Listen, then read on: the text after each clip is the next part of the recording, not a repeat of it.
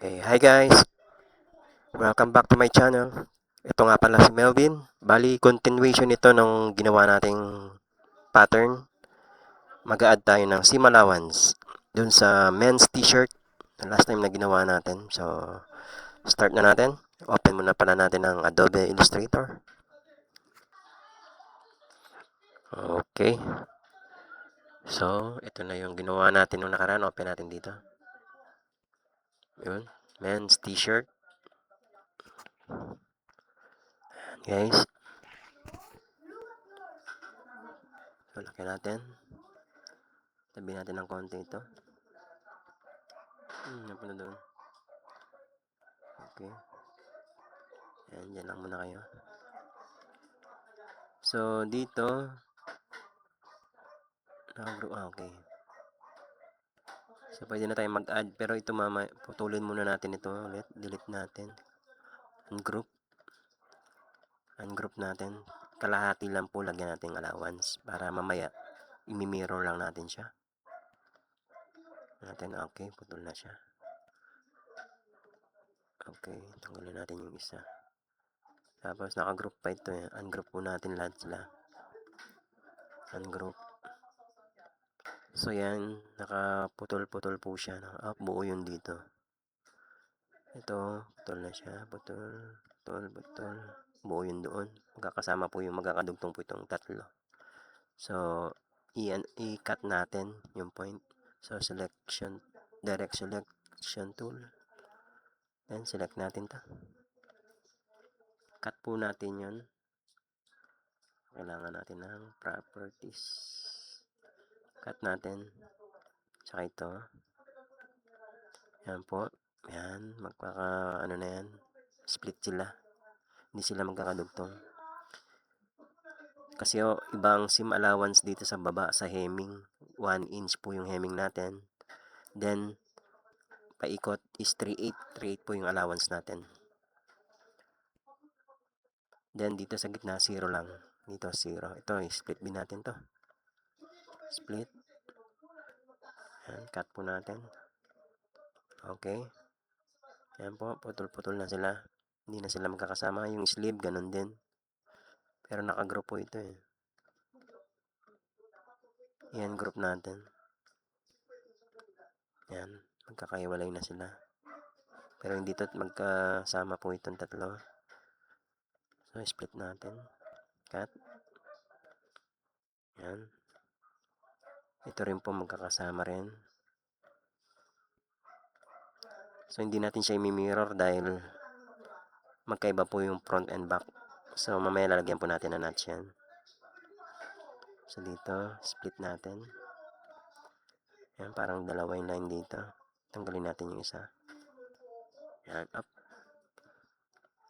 Select natin yung selection tool. Yan, delete. Yan, start na po natin itong neckband. Objects, tapos path, then offset path. So, ang seam allowance po natin is 3/8, 0.375 or 0.38 na. Okay. 0.38. 0.38. Okay. Yan po, may seam allowance na siya. So, dito naman po, ang join natin yung line na mga to. Side seam, armhole, shoulder, tsaka yung neck. So, gamitin natin to. Join natin. Then, dito, join din po natin. Then, join. Tapos, object, path, offset. Then, okay. So, dito po, nagkaroon siya ng tatlong line. Yung sa labas po yung seam. Yung gitna yung finish. Yung dito pa sa loob, buray natin. So, cut. Cut natin yun. Then, delete po natin. Okay po. Yung dito po, ganyan din. Join natin. Join. Ay, ito po. Ito po, join. Yan po, yung apat na yan is magkakasama. Then, gawa na tayo ng SIM allowance. Offset path, 38. Okay. Then, burayin natin yung sa loob. Split muna natin. Okay. Then, select po natin yan. Then, okay, delete. So, sa hemming po is 1 inch. Gawa muna tayo ng line pataas. Akit po natin taas. Enter. So, yung pataas po is 90 degrees. Tapos, yung sa distance, 1 inch. Then, tingnan mo natin sa preview. Okay, then copy. So, yan po. So, ito ganyan din. Then, copy. Okay. So, check po natin. Zoom natin. Hilahin po natin to hanggang doon sa SIM allowance. Okay. Ganito din po yung size sa front. Hilahin din naman po natin yan. Up.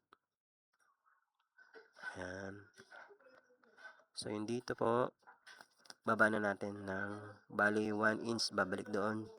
Bali sa pa 1 inch, so total po is 2 inches. So, baba natin ng 2 inches. Bali, angle niya po is 270. Then, 2 inches. Preview. Okay. Then, dugtong na po natin yan. Okay. So, ganito din po sa front. So, okay na po yan. Then, okay. Then, dugtungin na po natin din yan. Okay. Yan po. Okay na yung front and back. So, pagsamahin na po natin, i-mirror natin. Object, then transform, then reflect. Copy natin. Then, move natin yung kalahati niya. So, gitna po natin. Tignan natin kung nasa gitna. Oh, walang pa. Okay. Pwede na po yan. So, sa front naman, ganun din pong gagawin natin. Object, transform, then reflect, then copy. Then, move po natin. Sa gitna.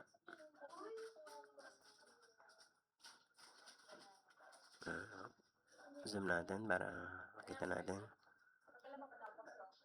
Okay. Parang konti pa. Ayun.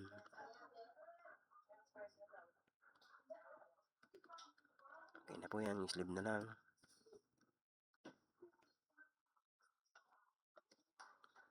Sa sleeve, naka-ano na po ito. So, yung dito po, hanggang doon is 3/8. So, kailangan nito, tsaka yun magdugtong. Baba muna natin yung center line. Dahil pagdudugtongin po natin. Gamit po ito. Then, join. So, balik na po natin. O, wag mo na. Lagyan muna natin ng SIM allowance. Ito, dugtong po natin. Yan, dugtong din natin yung sa kabila. Yan. Okay, then, add na tayo ng SIM.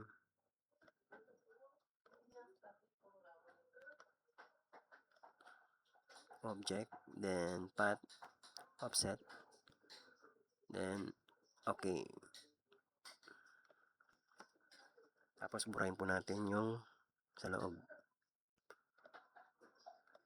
Then, cut. Then, cut. Tapos, burahin na po natin yung sa loob. Delete. So, yan po. So, balik na natin doon. Ayan. So, hindi po pantay, ano.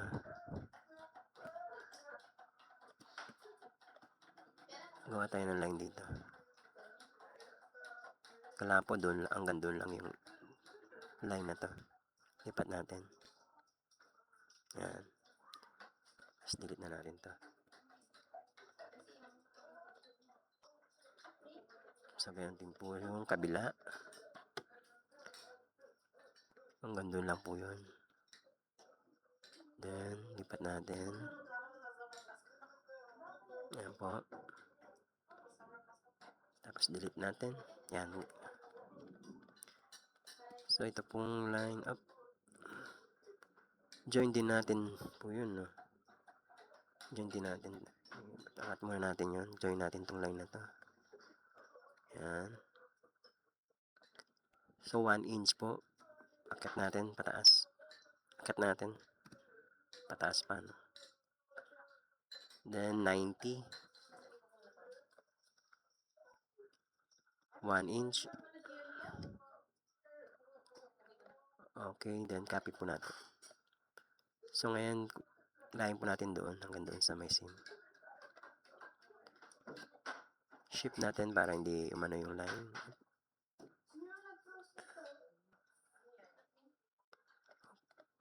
Parang gumalaw.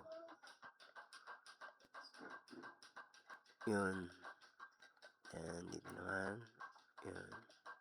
Tapos baba na po natin ng 2 inches. Balik 270. Tapos 2 inches. Then, preview nga. Okay. Preview. Oops. Isa lang po yung umano. Ibig sabihin putol po yun. May point po doon. So, pwede natin burahin ito. Burahin po natin yung point na yun.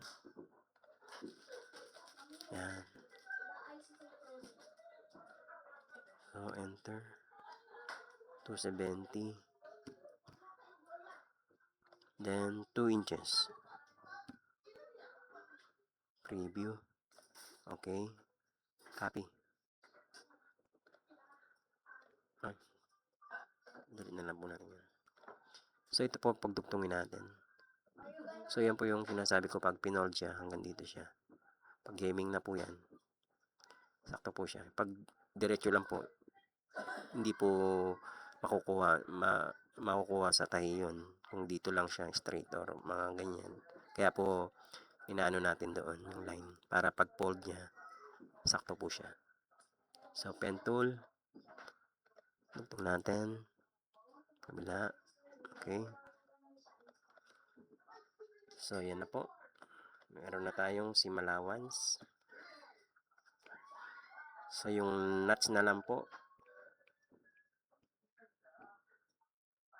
Nuts, tsaka yung pattern name, grain line. Siguro po doon na lang sa next video yon kasi limit lang po ako yung time natin eh. Baka mahaba na. So, see you na lang po sa next video.